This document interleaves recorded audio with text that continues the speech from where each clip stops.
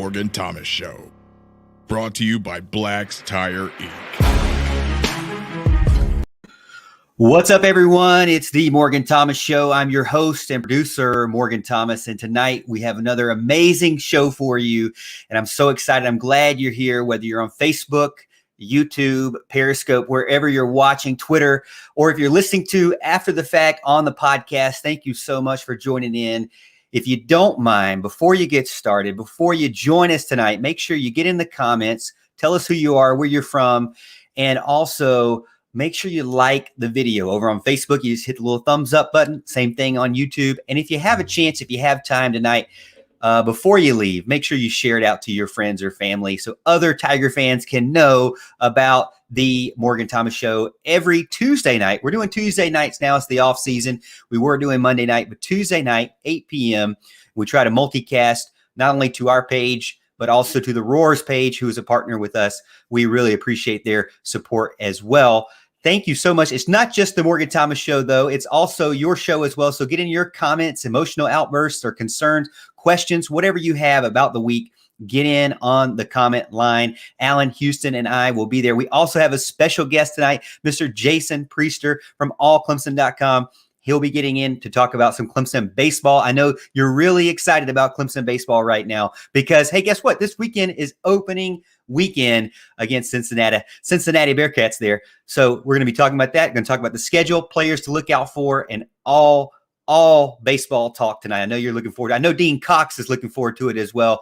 I'll be in the background kind of sleeping, waiting on Atlanta Braves baseball season. No, I'm just kidding. I'm learning more as I go about Clemson baseball. But let's get into it. Let me introduce to you my lovely, lovely co-host, both co-hosts. But first of all, we'll start off with Big Al, the man that is so well known, he can't even text a stranger something random at night because everybody loves him.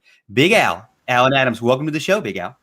What an intro. I got to tell you, you've been working on that. You've worked on that a long time, I can tell. I wrote that one down. Yeah, you saw me looking. I wrote it down. So, look, man, I'm excited. You know, it's baseball season. You know, I love baseball season. It's a little disappointing for me this year simply because I'm going to be gone this weekend. Okay, so I'm not going to get to enjoy opening weekend of baseball. I'm going to be in Colorado skiing. Okay, the first time I've been out to Colorado and only the second time I've been skiing. So it could be a disaster, and this could be my last show. So we need to treat it as such. All right, and show some love here tonight. But yeah, I'm looking forward to all that is baseball season. You got cut short last year. I felt like we got shortchanged, but it's going to be fun. I'm ready to talk about it.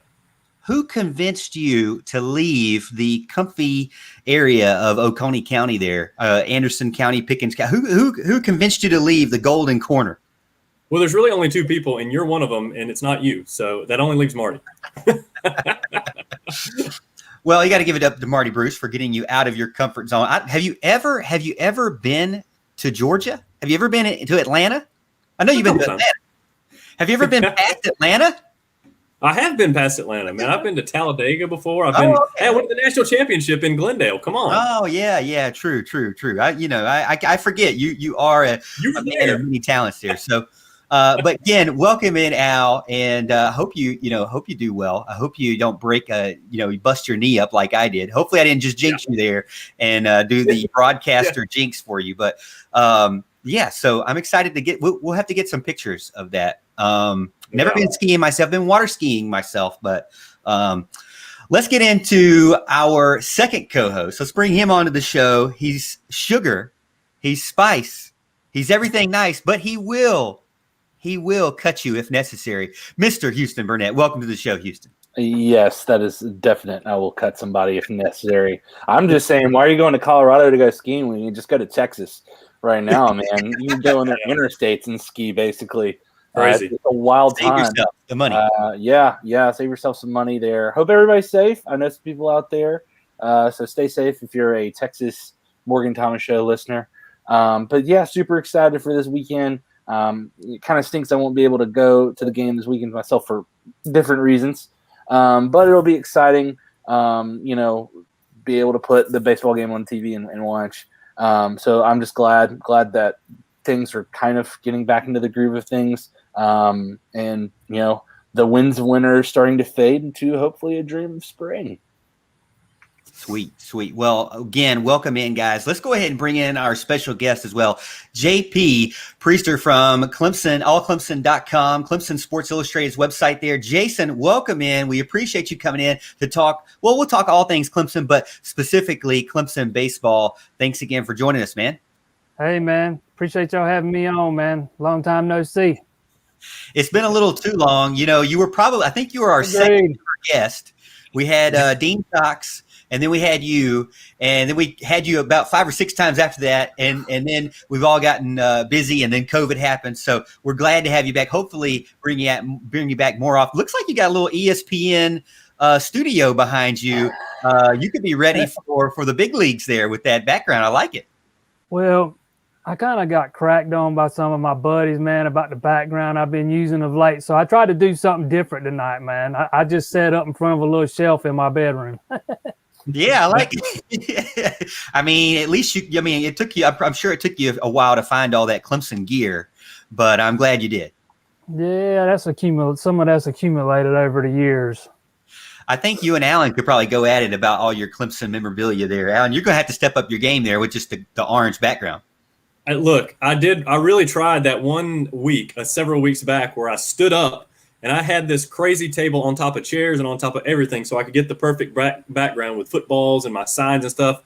And I was like, that's nonsense. Who does that? Okay. It takes like 30 minutes just to set up for an hour show. It's ridiculous. So I'm going to have to work on something, but I'll see what I can do. Yeah. My background has just been a curtain, man, a white curtain, as bland as you can get. And one of my buddies in particular was ragging on me about it last week. So I told myself I got to do something about that. Well, you definitely stepped it up. I'm, like I said, ESPN level now, so I'm gonna have to step my game. We're going to go back to the green screen, guys. This is what we're going to have to do to kind of show Jason there up. But before we get into it, let me tell you about our primary show sponsor, and that is Black's Tire Inc., family owned and operated since 1971. If you need new tires, brakes, alignments, tire repair, or just looking for a friendly professional to help answer your questions, check out Black's Tire Inc., located 1415 East Main Street, Westminster, South Carolina. Give them a call, 864-647-9292. And we're back. And before we get into everything, we kind of go back through the week, guys. We're going to talk about what happened over the week and weekend, just to kind of check in, get a pulse check of Clemson. First thing, though, big news from Friday night. Clemson was able to beat Georgia Tech at the end. I got it up here. Clemson 74, Georgia Tech 72. Now, I know, Jason, this is basketball. We're going to start you out with basketball. But I know that's fine, man. I was there. I know you like basketball. I know you were there. And the first thing is, we'll start with Houston. We'll go down the list here since Houston's up top. Houston, what was your thoughts? Did you watch the game? What was your thoughts on that close win? It was kind of a back and forth the whole entire game. Clemson kind of fought all the way back and then finally won it there at the end. Yeah, I won't get too much into the COVID break now. It's just unfortunate that it did happen because this kind of felt like one of those watershed moments of Clemson finally getting past the first COVID break and being able to win in the clutch against a team that just beat them by 20-plus points last time. Nick Honor getting back to his old self, hitting that clutch 3 at the end. And he hit a couple big shots there. I think if COVID pause notwithstanding, whether it's just one game or more or however that shakes out, hopefully it's just this one game this week.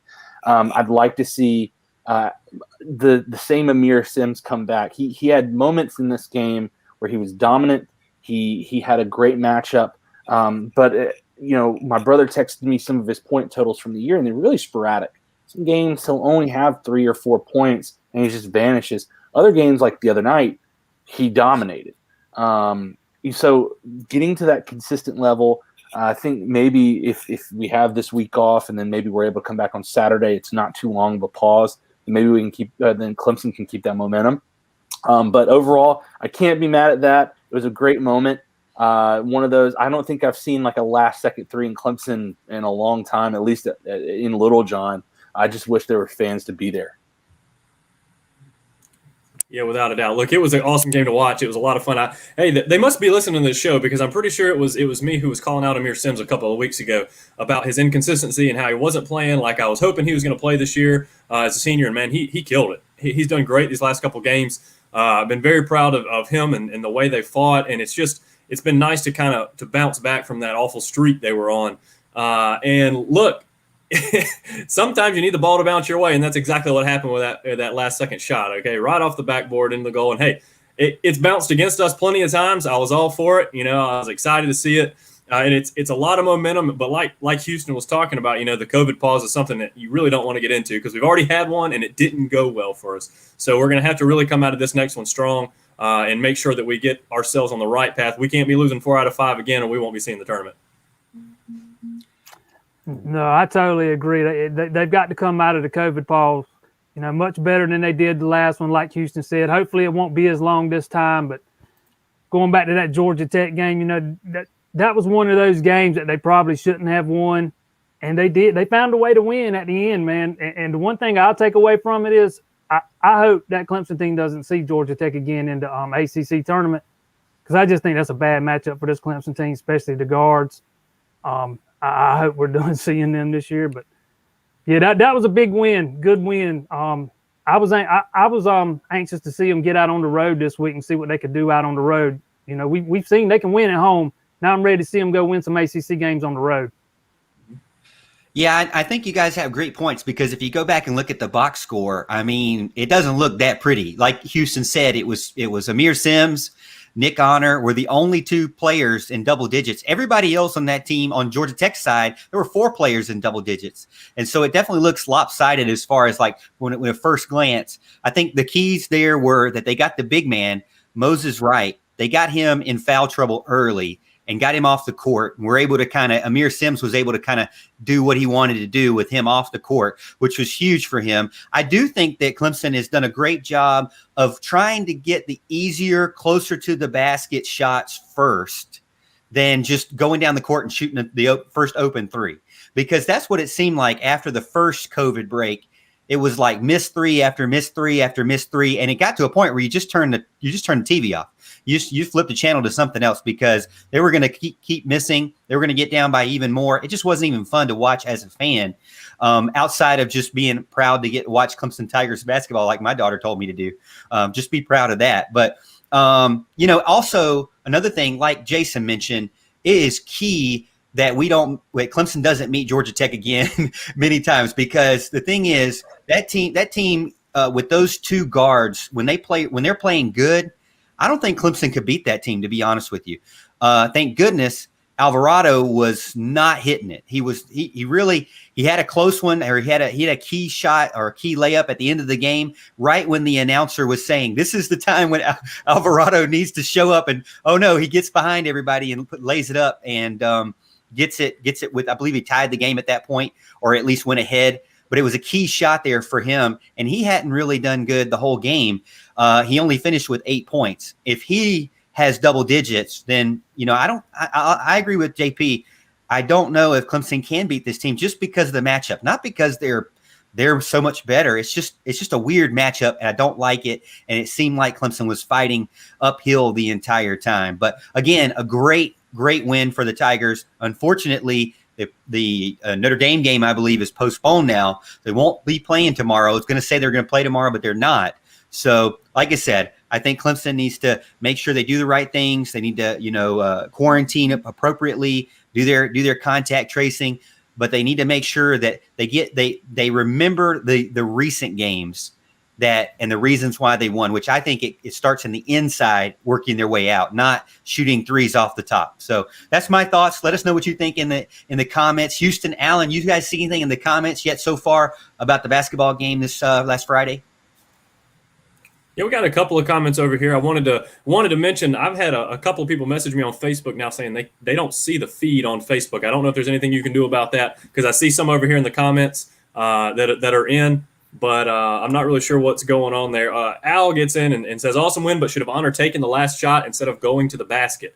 I was fully expecting him to go to the basket there. I thought he took that shot a little early and from a little too deep, but hey, I'm also one that likes to have an open shot too, as opposed to going in amongst the trees and letting the refs decide whether they want to call a foul or not. So I'm not gonna blame him for that shot right there. I'm cool with that shot. It's just, typically you would want somebody like that to go to the basket, but I'll take it either way. And to your point, I wanted to get in on Twitter and have a Twitter feed going. So we have the Facebook feed going over on the Roars Facebook page. So go over, check out the Roars Facebook page instead of our personal Facebook page. But we shared it there, or you can check out the YouTube channel. You should be able to see it there. But again, what do you think about the bank shot, Jason? You think that was? You think we should count it? Did you hear him call it? Hey, if it goes in, we count it, man. I don't care if he called it or not. If it goes in, we count it. Yeah. When he first threw it up, I thought, oh my Lord, that's going to be an air ball, man, because it just looked so high. But it hit right. It hit good right off that backboard, and I'm telling you, it almost sounded like the place was full when he hit that shot, and I never heard 1,800 people be that loud before. I was shocked how loud it got in there for a few seconds, man. It took me back to when we were having full arenas and full stadiums, and for a few seconds it felt normal. Yeah. Oh yeah. And as far as what they can do after the break, who knows how long it'll be, but I really would like to see John Newman come in and show up a little bit more on the stat sheet in the box score. I want to challenge him to get out there and he was so good last year, late in February or late in January, and we're really exciting to see. Just take it to the basket, left-handed dunks everywhere. It seemed like every game you would see something like that, and I want to see more of that. So, but I hope the guys get better and they feel better. We got some feedback there, but let's get into Clemson football real quick. And that was me. Oh, you're all right, JP. I got it fixed. We won't hold it against you. You're our special guest tonight. But all right, so we're going to transition over to football real quick. Spring practice is coming up next Wednesday. They're getting started into it. Man, it feels like just yesterday there was a game we won't speak about, but it feels like just yesterday. Trevor Lawrence obviously did his pro day, looked great. Man, he was all over literally every social media page you could see. So it was exciting to see Trevor Lawrence do well. But we're now heading into the 2021 season and this new team. And you see, as Nike put it there, this is from Clemson's Twitter page, a lot can happen in just 6 years. And that Tiger looks pretty beautiful among all those trophies there. So, Houston, we'll start with you again. Is there anybody particular you're just kind of, just can't wait to get the first reports on in spring practice? Any one player? Any one player? Man, that's kind of hard to say. I would probably say if there's any improvements with our linebackers, I'd say between Trenton Simpson and Barrett Carter. Those are the two that I'm really looking for the big report, especially with Mike Jones heading down to LSU. Good luck to him. Now it's Trenton Simpson and Barrett Carter's time to shine. I'd love to be able to hear that. I'm not expecting much as far as if there's a spring game to the public or if it's on TV, I don't expect them to show much either way if there's going to be any changes schematically on both sides. But I would like to see some flashes maybe from those two linebackers. There's a lot of players to pick from, and most people want to go after the shiny new toy. They want to see a freshman. I'm personally, if I'm gonna speak about somebody I'm excited to see that I really haven't seen yet, I think you got to talk Will Shipley. The guy coming in who can apparently do it all from running back, can catch the ball, it can run like crazy. I mean, it's going to be a lot of fun to see what he can do here for the next several years. And Houston, you mentioned something about Barrett Carter. Is he going to be in yet, or is he a summer enrollee? Yeah, and JP, you might be able to correct. I thought he had already enrolled, but I might have misread something. He may be coming in later. Yeah, we're going to have to. I think he's a summer enrollee. Okay. Don't hold me to that, but I think he is. Well, okay. Notwithstanding Barrett Carter, Trenton Simpson.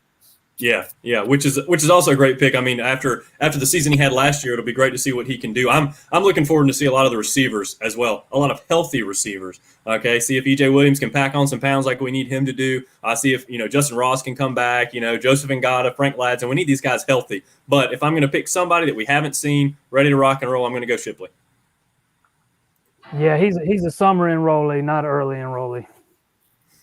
Thanks for the clarification there, JP. We've got 12 early enrollees: Will Shipley, Jeremiah Trotter, Jake Brenningstool, Bo Collins, Dakari Collins, Cade Denoff, Nathan Wiggins, Marcus Tate, Peyton Page, Andrew Makuba, Ryan Linthicum, and Phil Maffa. That's your 12 early enrollees there. JP, who are you looking forward to the most?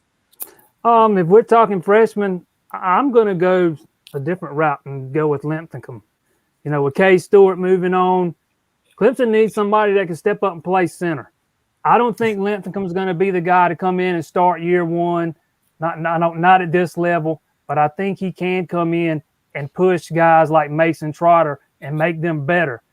Clemson's got to be better on the interior of the offensive line, and I think even a freshman, Ryan Linthicum, even if he's not starting, can help make that happen. Whew, man, you could get us a whole show started about this offensive line. We definitely want to see improvements in all areas because you are losing the big man on the left tackle side. Is there any word, JP, on who we think is going to be taking that over? Is it going to be moving back to McFadden over to the left side, or is there somebody else that's going to be stepping up we can expect? If I had to say right now, I think McFadden's probably going to move to the left side and Walter Parks will be on the right side. But I don't think anything's set in stone. I think everything's open for grabs as soon as spring ball starts. I think everything's on the table. Yeah, and I kind of I agree. I'm not going to say a defensive guy like Houston. I think I'm going to stay on the offensive side of things as well. I want to see what that offensive line can do, how it's going to shape up, what's going to look like. So the offensive line is a unit as a whole. But I wasn't going to even say Will Shipley. I was also going to say running back. I was going to see who would kind of step up and maybe share equal snaps with Lynn J. Dixon or who maybe jump Lynn J. Dixon. I don't know. We'll see what happens. I think Lynn J. is going to bring a good, nice little mix up of his skills to that position. But it's interesting to see. I mean, I want the running game to improve for sure. As we saw towards the end of the season, it didn't get better. It kind of got worse. Each game went on, but we'll see what happens. I'm excited for it. Hey, it's one thing we're talking about Clemson football, and that will be, like I said, just this next Wednesday. So tomorrow, a week from tomorrow. So go check that out. You'll see, I'm sure, some articles from JP and from other guys out there that we follow as well. Before we get into baseball talk, that's why you're here. This is our baseball night. This is Baseball Tonight with the Morgan Thomas Show. But before we get into that, let me tell you about some other sponsors that we have. We'll have Houston tell you about Charleston Sports Pub. All right. Well, if you're looking for a great place to eat, you have to check out Charleston Sports Pub. Look, you got to listen to the reviews. It's great food, great atmosphere, and great customer service. Try their burgers every Monday for half price. Dine in, takeout, or delivery. 359 College Avenue, Clemson, South Carolina, or one of their locations, great locations in downtown Greenville, James Island, Mount Pleasant, Somerville, West Ashley, or Goose Creek. Upstate or low country, there isn't a reason you shouldn't try Charleston Sports Pub. Yes, we love Charles Sports Pub. As you can see, Clemson legends dine there, and Taj Boyd, and so you can dine there as well. Go check them out and enjoy the virtual golf and all the other soccer and everything else they have there. It's really good time as well. And then we'll tell you about the Tiger Sports Shop. We don't just dress for success, we TS for success. TigerSportsShop.com. Big Al, Houston, and I are all wearing gear from Tiger Sports Shop. We shop there so much that they practically forced us to become sponsors for them. Stop by one of their two locations, 364 College Avenue or 1102 Tiger Boulevard. If you aren't in town, no worries. Visit tigersports.com. Tell Sean, Julie, and the folks there at Tiger Sports Shop that the Morgan Thomas Show sent you. And you can see as well, like I said, I got a Nike polo. Alan's got his polo. Houston as well. We'll have to get Jason hooked up with some gear as well. But I could go for that. But let's talk about some baseball. That's why we're here. I'm gonna go ahead and log off. I'll let the baseball experts, you three baseball experts, pick up. I know Bill's already mad at me now. He's like, I need to learn more about baseball. He told me that last year. You guys have all got on to me. But I did listen to Monty Lee's interview today. I don't know if you guys checked it out, but listen to Monty Lee's interview over on YouTube on Clemson Sports Information. Yes, Houston, Monty Lee's. I will get it right. But the biggest story, at least from what I could tell, is the starters for this weekend against Cincinnati. You've got, of course, Davis Sharp, but then you've got Ty Olenchuk and Caden Grice. for your Saturday, Sunday guys. JP, tell us a little bit about those guys. Why should we be excited about those three guys? And maybe if you're a newbie like me, give us some info about, what makes them so special. Well, David Sharp's been around for a couple of years now. We've all seen what he can do. He's not what you would call really a power arm. He can get it up there in the low 90s. If he's locating, he's hard to hit, man. He doesn't walk a lot of guys, and he can be when he's locating the ball where he wants to locate it. He's hard to hit, and he's hard to get hits off of. But these two freshmen are really good, man. Olenchuk, I knew there was a possibility he was going to be in the starting rotation to start the season. I really and truly thought it would more likely be Keyshawn Askew, but it doesn't really surprise me that it's Olenchuk. He's a right-handed guy out of Columbia. I think he went to school at Irmo, gets it up there in the mid-90s. And Monty Lee has said on more than one occasion in the last few weeks that he's been pounding the strike zone, and that's what Monty Lee likes. He wants guys that were going to throw strikes. He does not want guys that are going to get up there and give guys free passes. And the best way to get onto the field with Monty Lee as your head coach, throw strikes. And apparently that's what Olenchuk's been doing. Now, as far as Caden Grice goes, he's a two-way guy. He's a big guy, 6'6", weighs about 230 pounds. Gets it up there in the low to mid-90s sometimes, right-handed. Like David Sharp, he's a two-way player. On the days that he's not pitching, he's going to be playing first base or DHing. And this is a guy that can hit the baseball and hit the baseball far. I've seen a lot of people like to make the Seth Beer comparisons, but I don't really think that's a fair comparison, kind of like Monty Lee got into today. Beer was more of a pure hitter than Grice is. Grice is a little bit more raw. He's got more power. I think Monty Lee described Seth Beer today as a good hitter with some power. And Caden Grice is more like a guy, he's got raw power right now. He's probably going to strike out a lot, not going to draw a lot of walks like we used to see with Seth Beer. But when he hits the ball a long ways. Monty Lee's had some high praise for him throughout camp. I heard him say the other day that I think he said he hit a ball to the opposite field that come off the bat at 111 miles an hour. He said and that was the hardest hit ball to the opposite field he's ever seen. And I think he said the next pitch he hit one out the park at 102 miles an hour or something like that. But he's been hitting a lot of balls out the ballpark throughout the last couple of weeks in the scrimmages and stuff. It's going to be – I'm very much looking forward to seeing him play this weekend. I've been looking forward to seeing him play for a long time. So, Al, what are your thoughts on those three guys as well? We'll start from the bottom up. Yeah, we can do that. Look, so it's kind of interesting because I was listening to an interview about a week or so ago that the Philly Clemson Club put on where he mentioned that it felt like the starters for him right now, and this is Monty Lee speaking, was Davis Sharp, Matt Clark, and Keyshawn Askew, which I thought was a little interesting. I wasn't surprised to see Keyshawn Askew in there. I was a little surprised to see Matt Clark in there. And it was just kind of, okay, this is interesting. David Sharp, I think Jason was mentioning this earlier. I think he mentioned he's not your power arm, which means, he's typically not your Friday night starter type of guy. You usually have a guy that can bring it up in the 90s and the mid 90s and stuff like that consistently, kind of, blow people away like we used to have in Gossett and somebody like that. That was a while ago. But he's just a competitor. It's really nice to see his competitive nature. I was talking about this when me and Corey were doing our little thing about how he's such a competitor, and he came in as a freshman. We'd heard about how his offense and, he could pitch as well. And he got a win over South Carolina. That buys you a lot of credit, and it's a lot of money in the bank when you get a win over South Carolina. It wasn't the prettiest win, but he gutted one out, and that's what we want. And this is the guy that has some experience and can go in day one and have that confidence to do what he needs to do and hit the strike zone.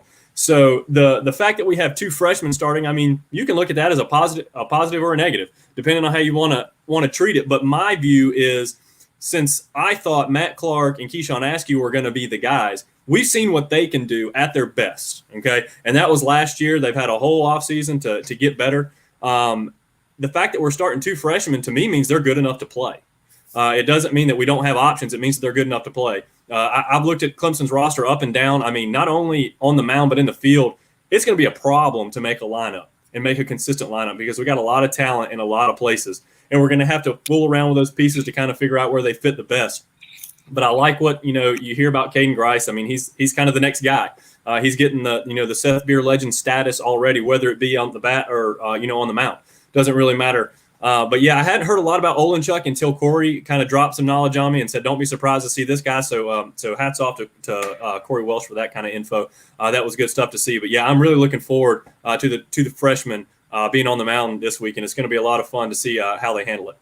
And what Alan's referring to there is we're going to have a special on Clemson Baseball specific where Alan interviews Corey Welch. He's a baseball coach in the upstate, I believe, and prospect. He's got some baseball information and a website up. So we got him. We can talk about some of the scouting that he's done for Clemson baseball players and players in the upstate for sure. But Alan did an interview with him. So be on the lookout for that on our YouTube channel as well. Houston, what's your thoughts on those guys?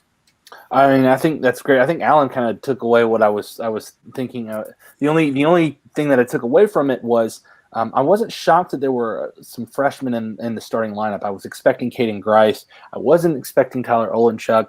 I'm glad to see that he's come out and looked really well, and he's been named a starter. I was just a little concerned at first with names like Carter Raffield, with names like Keyshawn Askew and Matt Clark.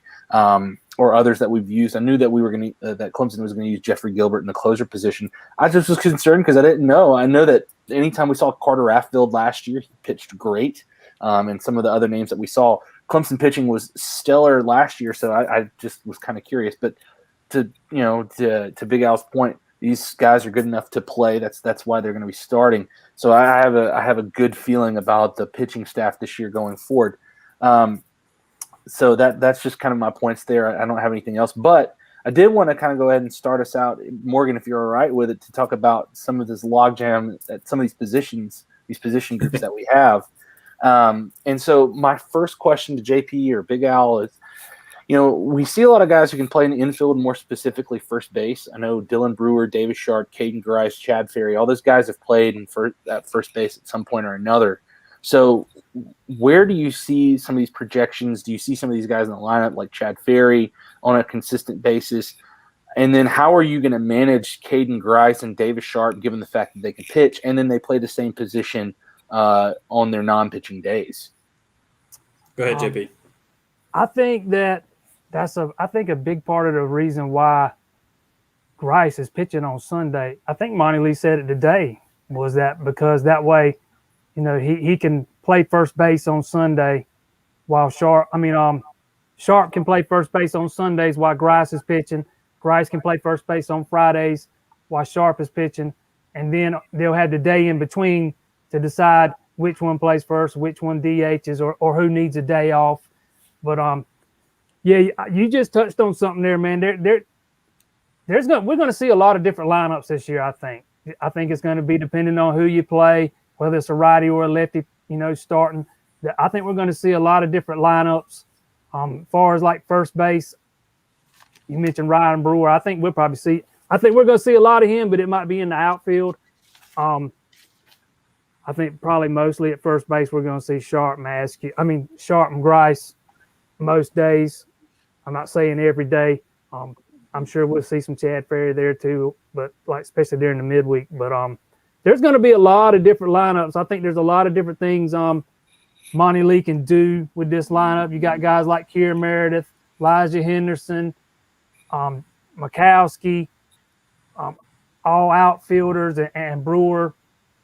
You got Sam Hall. He's an outfielder. There's a lot, he's out for a little while. He's injured. I don't know if y'all knew that, but he's going to miss some time injured. But there's a lot of different, ways you can go in the outfield depending on who you're playing that day and who's throwing. And there's a lot of different ways you can go in the infield too. James Parker, I think we're going to see a lot of him at shortstop. I think we'll probably see a lot of Henderson more at second base than in the outfield, but he can play in the outfield.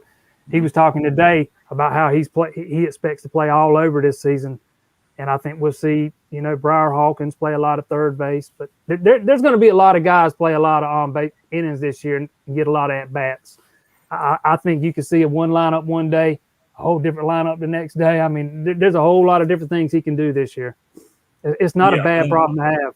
Yeah, it's not a bad problem to have. But I will say this: a lot of people are talking about this team, and I mentioned this the other night as well. Is they're wanting to talk about, we have so many guys here, we have so many guys on the mound, and in the position players, everybody's going to have this problem. It's not just Clemson that's going to have this problem this year. The COVID has kind of caused this, so that everybody is hanging back and getting that extra year. There's a lot of logjam rosters out there. So it's going to make for some entertaining baseball. It's going to make for some, fun roster management. It's going to be a lot. I'm probably going to set a record number for different lineups this year. This is going to be crazy to see how they make these pieces work together. It's going to be a lot of fun. But at first base, I think JP nailed it. Davis Sharp and Caden Grice are kind of the guys when they're not pitching. One can start on Friday, one can start at Sunday, and the other can fill in the middle. And then you're going to see some Ferry, who's got a lot of pop in his bat. When he connects, he's going to be playing some as well to try to get his bat going. That'd be a very important piece. Brewer, I think you're gonna find in the lineup as well. But as far as first base goes, that he's 100% right in that effect. And something Monty Lee was talking about in that interview I was listening to about a week ago, it was really interesting. He was talking about his recruiting philosophy and how he likes to draw a line down the middle of the field and recruit a lot of those players. And what he meant by that is a lot of people that play short, a lot of people that play, can play center and play second base because they can play a lot of different positions. And that's what happens when you do this. You recruit a lot of athletes that can play all over the place. And then it gets to be an issue when you have, all these guys that can play at all these positions. Who do you put where? And they're going to go on who's got the hot bat, who's got the best glove, who's got it, upstairs a little better. It's going to be a lot of fun to figure out how Monty Lee works this out. But I got to tell you, I wouldn't want to be in his position this year. Yeah, and you're looking at it. The chat's getting there, and they're saying that they're excited about those first basemen as well. Like JP was saying, I mean, it's really lethal to be able to have that first baseman replace another elite first baseman. Not only that, is those same people are replacing an elite pitcher on the other end. And you look. I'm just looking at the stats here. I'm looking at the roster.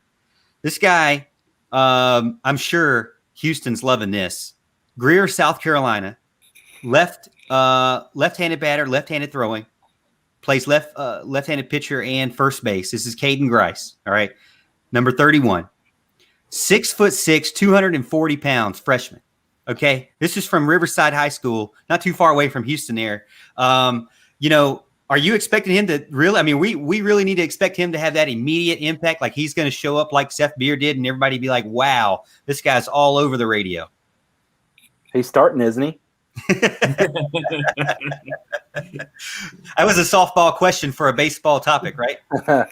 Yeah, I mean, I don't know. I expect this because I've been hearing Caden Grice's name for a while now. We've been hearing this from last year, and I mean, look, not tooting the horn of Taylor's South Carolina, but there's a lot of good baseball around here. Clemson and Carolina have benefited from top prospects coming from Riverside, Eastside, Greer, Wade Hampton, Greenville. All those schools around here are not too far from Burns. So I was expecting somebody to jump into this lineup just because there's a lot of quality baseball around here. Now, JP, you did an article about the 2020 recruiting class back in the summer, when COVID was kind of going through its first round there. Looking back at that list, you kind of went through each player line by line, their background, what you expected from them. Obviously, we've talked about Grice. Is there any other freshmen that maybe a Clemson fan should be on the lookout for that might have an impact, first year? I think Cooper Ingle's going to play a lot, especially with Hackenberg hurt. I think we're going to see a lot of Cooper Ingle. We might see him some at DH, and he's probably going to have to play some catcher because I think Hackenberg might end up being out a little bit longer than Monty Lee's making it sound like. We know how these Clemson coaches love to, kind of play with us on the injury front there. They don't, usually when they say it's going to be a week or two, it's usually at least a month. So, but I don't know. I just don't. I think Hackenberg is going to be out for a little while. So I think we're going to see a combination of Jonathan French and Cooper Ingle behind the plate. And I think we could see Ingle DHing some too, depending on how well he adjusts and comes out and hits the ball as a freshman. But if I had to pick a freshman for this season other than Grice, that's who it'd be. So now I know we kind of go through this every year, and now you're going to get on to me about asking this question again. But Monty Lee mentioned about, not having to worry so much about the weekday games after this weekend. And so he went all out for this weekend, put in those freshmen, wanted to see what they can do. Not so worried about their pitch count right now. But also the big topic was workload. You've got Sharp and Geis that's going to be doing multiple things, and they're not going to have a lot of rest. They're going to be like that. They're going to be like the James Skalski out there playing every freaking down. So how does a baseball team manage that and not overuse those players? And why is it, why do they look at weekend versus weekday type games? I think specifically for this weekend, if it's going to be wet and cold, I don't think we're going to see guys throw a lot. I think we'll see some piggybacking, maybe the starters go 3 innings, maybe 4 innings. And then guys like Carter Radfield, Matt Clark, Askew come in, pretty quickly, and then pitch a couple innings, and then get into that bullpen, and then we see a bunch of guys out of that bullpen all pitch an inning apiece, all to get them some work in against somebody other than themselves. There's no midweek game this week, so you'll have Radfield available, who's been said to be the midweek starter at this point. And I'm not sure that I'm not 100% sold on the fact that the weekend rotation is going to be what it is this weekend, what it will be against South Carolina in 2 weeks, depending on what happens this weekend. We might see something different, when the Gamecocks come to town next Friday. But there's a lot of different ways you can go with the pitching staff, man, because it's so deep and there's a lot of arms. This is a very talented pitching staff. It's his best yet. It's his deepest yet, and I think that there's good. I think this is going to be the strength of the team, and I think that it's good enough potentially to get this team to Omaha if they can score enough runs. Wow. Awesome. We'll get more into the schedule and what we think is how it will work out towards the end of the season, what we think the record's going to be with our last segment. But before we get into that, let me get into a couple more sponsors that have been sponsoring us for the past couple of months, and started off with Daniel Weber State Farm. Big Al, you got that one? Yep, just 1 second. Let's see here. Daniel Weber, right? A good friend of ours. It's been a while since I've seen Daniel, so I need to go give him a shout. For all your insurance needs, call Daniel Weber State Farm. Our team is located in the heart of Clemson, South Carolina, and our goal is to protect, educate, and serve our customers and community. We specialize in auto and home insurance, as well as life insurance and health insurance. Our goal is to help protect your family and your finances. Give us a call today at 864-722-9083. Again, that number is 864-722-9083. Here's a recent 5-star Google review.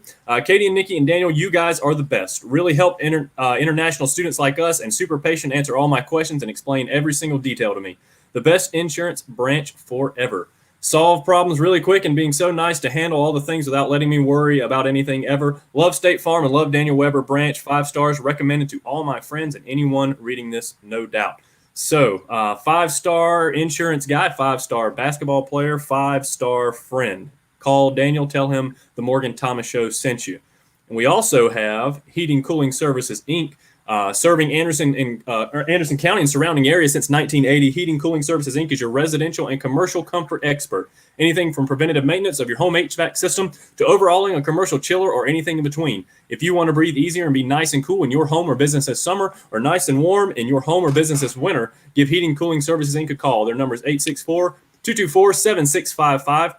You're going to want to talk to Mark or Jason Trammell. Again, that number is 864-224-7655. They are good people and will take good care of you. Tell them the Morgan Thomas Show sent you.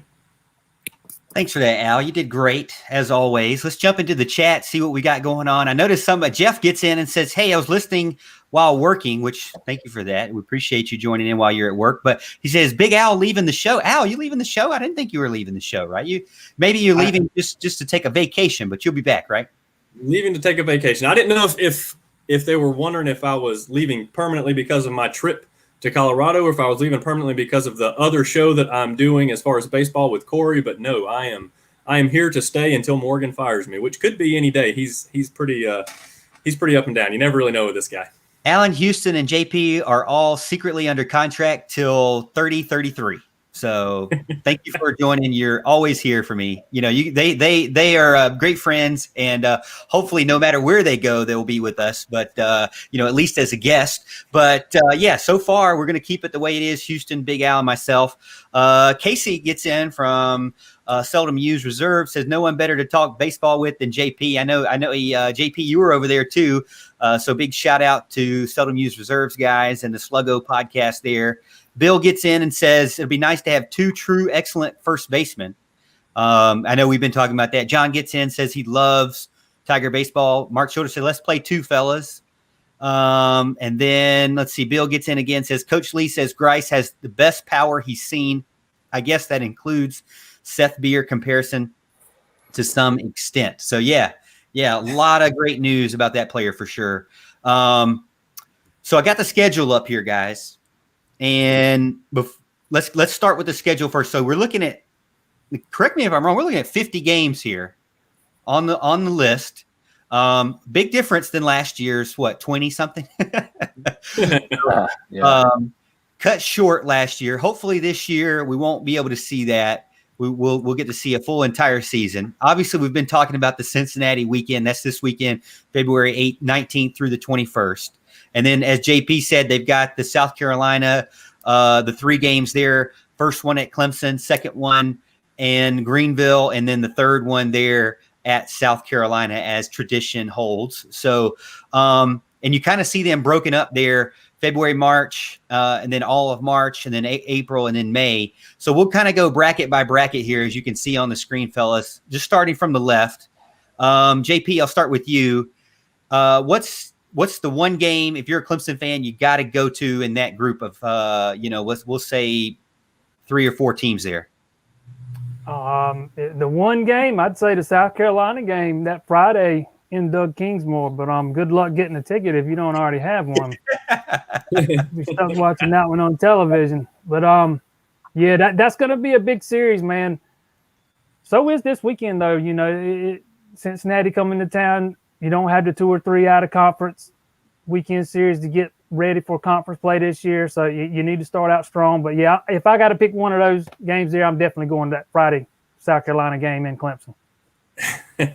Well, of course, that's a great pick, obviously. I mean, anybody would do that. I try to attend that game every year. Again, not going to happen this year, so that's a little disappointing. But how about Louisville? We'll take one of the Louisville games at home. If we're going, are we going specifically bracket by bracket, or can I pick any of those games? You can pick any. I was just saying Jason for the first couple of games, but you can pick any. Yeah, I'd take Louisville. Louisville's always a really good team. Were they picked to win the Atlantic this year? Maybe. I mean, they're a stout baseball team. I can tell you who not to go. Don't go see Virginia. Okay, Virginia is also usually a really good baseball team, but goodness gracious, at the time they take to play the game. Those pitchers will take all day to throw a pitch. And if you already think baseball is a boring sport, please don't go watch Virginia, because it's not going to do you any favors. Let me write that one down. Virginia, ignore, move on. What's up with Virginia and playing just the boringest way in all across sports? All across. Let's find the most boring, snooze-inducing way to play a game in basketball, baseball, and football. I mean, you put a linebacker at quarterback and it just oh my gosh. Oh well. Am I allowed to pick now, Morgan? Just for my game. You can pick any of them. You pick any of them you want. All right. Well, if someone's already picked South Carolina and someone's already picked Louisville, I always have to go a little off the beaten path, but always go with Georgia. Georgia's always a fun series. Well, we don't play them in the series, but when we get them at home, it's fun. It's also fun to be able to watch the highlights from when Seth Beer annihilated a ball into the night sky down at Foley Field. I don't think they're playing Coastal this year. They would, if they were playing Coastal, I'd suggest that because Coastal always brings a good ball club. But Georgia is always a fun. If you can get in for that one, Georgia's really fun. Yeah, it's kind of weird. It looks like they have one game, Georgia, in March on the 30th, and then another game at Georgia in April the 20th. So no series there, but just two single games. It's kind of weird. No, they don't. That's typical. They only play them like once, like a home and home, and then they do the same with Coastal. I kind of wish they'd have done that with Coastal this year as well, but I understand with the 50 game schedule versus 56 games. Yeah, they've been trying to play a home and home with Coastal every year, but I just don't think they could work it out this year. And I highly suggest if you've never been to see a baseball game at Coastal and you live over that way, that's a great facility, man. One of the best I've ever been to. It's a great place to catch a baseball game. And YouTube chat gets in and says, watch it on Jefferson Pilot Sports. You got Need a time machine. So, all right. So realistically, like I said, I'm not the biggest follower of the baseball, but realistically, can I expect a good postseason run? Can I expect a run in the ACC tournament, or is this kind of like you never know what's going to happen? What are our thoughts? We'll end with Jason. We'll start with Houston. Oh, you'll start with me. Okay. Yeah. Okay.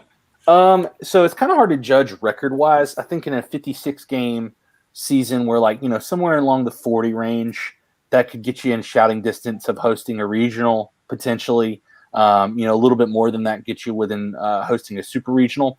Look, last year I thought the pitching depth was incredible, and it stunned me. I was not ready for how good Clemson's pitching was, and I thought right when COVID happened, Clemson's hitting was starting to turn the corner, and then everything ended. I believed Clemson could have made a run to Omaha last year. I don't want to speak it into existence. I'll let someone else do it, but things could happen. Things could happen. Just I'll let someone else say it though. Oh yeah, no. I mean, look, I agree with Houston. I thought last year was heading in the right direction. We had the dominant Friday night guy, Sam Weatherly. We hadn't had one, I don't think, since Gossett way back in the day. It was nice to see Weatherly. I'm still bitter of the fact that he's no longer here and we didn't get to get his full season out of him, because I think he's the kind of pitcher that can take you the distance like that. So it would have been nice to see this team get through a regional finally. That's something they have not been able to do, and it's just been crazy to see Clemson not be able to get out of regional, especially the fact that they're hosting them and they're not getting out of them. I think typically your goal is a 40-win season. I mean, your goal is to go undefeated, obviously, right? But, I mean, a 40-win season is a realistic goal that a lot of teams make. I think you could host a regional maybe with a few less this year due to a shortened schedule. Maybe a 38 type win season can get you to host a regional, and 40 or plus can probably get you that, be a potential at least super regional, depending on how everybody else shakes out. So yeah, this team can definitely do that. I told Corey Welsh on our little podcast that, I said, hey, Corey Welsh says we're going to Omaha. He didn't actually say that, but I was pushing him as if he did say that. And now Houston has implied it, so I'm going to go ahead and put him on the hook for that too. Look, I think it's a team that can do it. It's going to be all about the bats. I think the pitching is there. I think the depth is there. And I think it's something that we have, we have enough veteran talent and enough new talent to get in there and really mix it up and be kind of the quality arms you need. We have some relievers. Our relief should be absolutely outstanding this year. I really think we have a chance to make some noise, and I'm just ready to get out of a regional. It's time for Clemson to be back, not only in the super regionals, but to Omaha. Yeah, I fully agree with what you said about Sam Weatherly, man. Fans got robbed last year because he was on his way to having one heck of a season. He was just dominant. Nobody could touch him. It was just fun to watch. But I'm with you guys, man. This team has the pitching. I wholeheartedly believe that this pitching staff has the potential to be one of the best, not only in the ACC, but in the country. I mean, I'm not saying it's going to be the best in the country, just one of the handful of the best. I think it's got that kind of potential, if the ball, if they get some of the right bounces. But playing 50 games, I'm not going to give a number how many games I think they will win. I will say this. I think the drought ends this year. I think this team hosts a regional. I think this team wins a regional and gets to the super regional for the first time since 2010, man. It's way past time to end that drought. I think they do it this year, and I think that they could make it to Omaha. They get a couple of good breaks, score enough runs. This pitching staff is good enough to make it there. Whoa. Well, you heard it here first. That's exciting news. I mean, it got me excited wanting to watch some baseball this weekend. Not only some baseball going on, obviously we got softball going to be playing Virginia Tech this weekend as well. Clemson women's basketball against the Tar Heels, I believe, is still on the board through this weekend. And then you got some, if you're in town, you got some tennis as well. I don't know if you could even go watch that, but just know that it's out there. You can check it out on ClemsonTigers.com, all of the athletic events that are going on this weekend. And we'll be talking about it as we get into next week and continuing to cover Clemson basketball and Clemson baseball and Clemson softball as well. Clemson softball did great this weekend, but got postponed due to the bad weather. Man, I'm telling you what, I am so glad to finally see some sun today, because I got to a point where I was about to travel to Colorado myself, Big Al, just to find some sun, because it had been raining so much for so long. And it was that cold, no snow type of rain. I would have rather have seen snow, but it just keep getting soggy, wet nastiness. And you know me with a husky, it's no good when you got a wet backyard, because you got a really nasty husky after that. But again, thank you guys, Houston, Big Al, and JP as well. So before we go, JP, we're talking about baseball. We've talked about basketball, football, but we want to talk about you, what you got lined up for your articles coming up this week over on allclemson.com, and let our fans know how they can follow you if they aren't already. Yeah, I'm fixing to start working on baseball preview. I kind of been waiting on the starting rotation to be officially announced before I really got into it. It should probably come out in the next day or two. After that, we're going to turn our attention towards spring football. I'll still be covering baseball and that stuff as it happens, but we're really going to do a deep dive into spring football, after probably starting next week sometime. But you can find me over, of course, at allclemson.com. Follow me at JP Priester SI on Twitter. It's right there on the screen. But yeah, that's about that about covers it, man. Well, again, we appreciate it. And always, Tiger fans, whether you're on Facebook, YouTube, Periscope, wherever you're watching or listening, or even after the fact over on the podcast, thank you so much. We hope you have a great rest of the week. We hope you enjoy some more sunshine. Hopefully it'll come up some more this week. And as always, Tiger fans, even in baseball fans, we will see you at the top of the hill.